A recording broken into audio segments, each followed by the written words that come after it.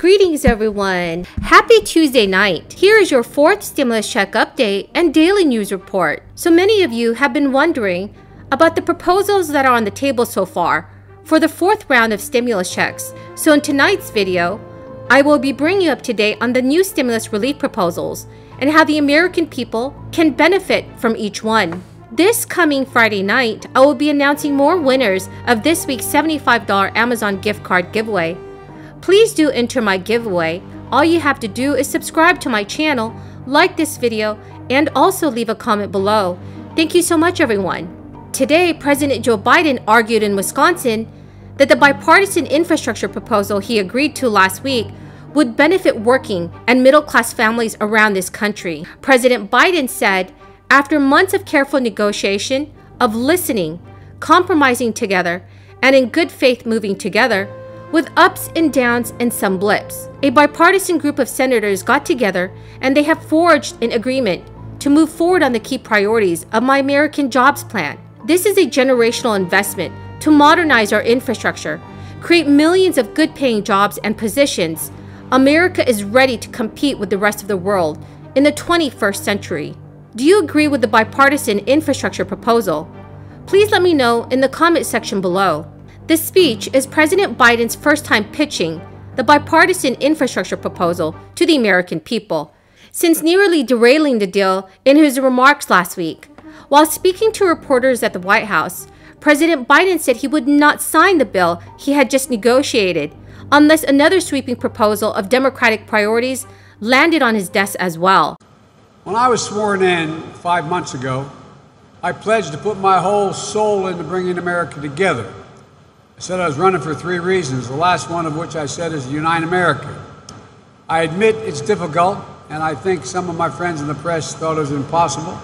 I still don't think it is, but because I believe that there's nothing we cannot do if we come together as a nation, Democrats and Republicans. And we're really divided on a whole range of things.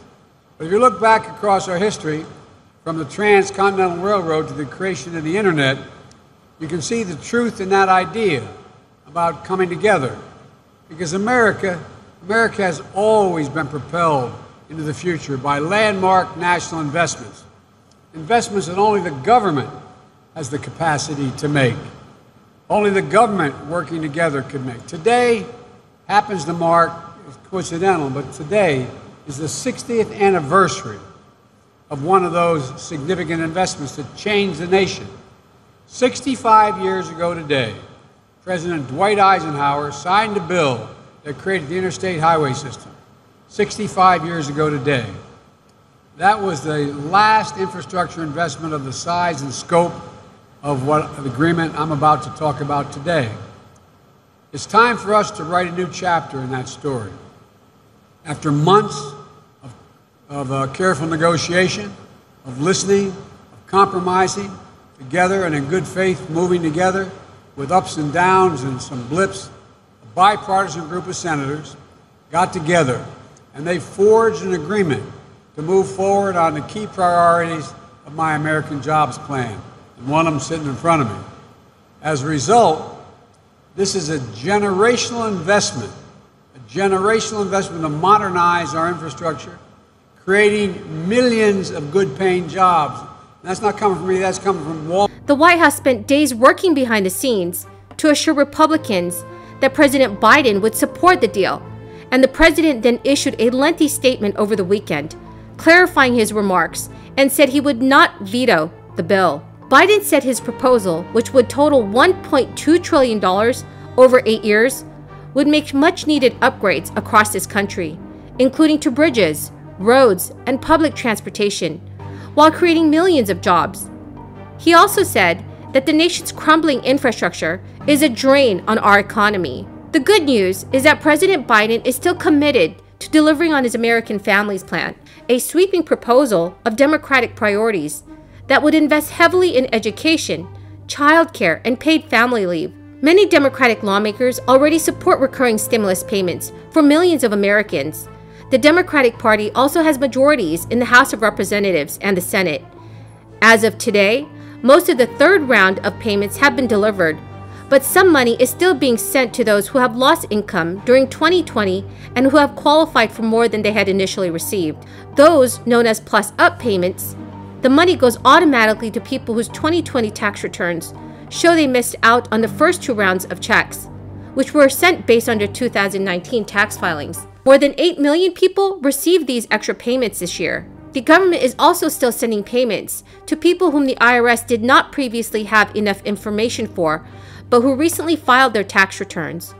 Many of those are very low-income people who aren't normally required to file tax returns because their incomes fall below the filing threshold. They were encouraged to file this year to claim the stimulus money they are eligible for. This is all great news, everyone. Some lawmakers in the House of Representatives do support the Automatic Boost to Communities Act.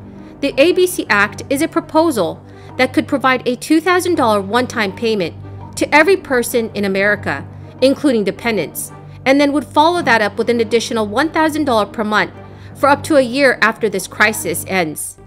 It proposes the payments could be distributed via prepaid U.S. debit cards managed by the U.S. Treasury Department. These United States debit cards could be used just as you would use any debit card for in-store purchases, online purchases, or to withdraw cash from ATMs. The main goal of this bill is to guarantee that no one is left behind. As written, the bill would provide a $2,000 prepaid debit card to everyone, including taxpayers, dependents, non-citizens, and individuals who do not have a bank account, social security number, or permanent address. The proposal calls for the U.S. Treasury to work with other governmental agencies to develop the most comprehensive list of recipients possible. This would include working with the Internal Revenue Service, the Social Security Administration, the Federal Election Commission, and every other relevant agency. The fate of the infrastructure package in Congress remains uncertain. House Speaker Nancy Pelosi said last week that the House won't take up the bipartisan infrastructure bill until the Senate passes the Families Plan through the budget reconciliation, which then would only require Democratic votes. But Senate Minority Leader Mitch McConnell called on Democrats to back off of that plan and warned both efforts could collapse if they carry through with Pelosi's goal. Right now, a group of 11 Republicans signed onto the bipartisan infrastructure framework, but it is very unclear whether they will all continue to stand by it. So everyone, do you think that all Republicans should support the bipartisan infrastructure deal? Please leave your thoughts in the comment section below. I truly hope you found my video helpful. Please remember to enter the $75 Amazon gift card giveaway, which is scheduled for this coming Friday night. All you need to do is subscribe to my channel, share and like this video, and please remember, it's important to leave a comment below. Thank you so much, everyone, and have a very blessed Tuesday night.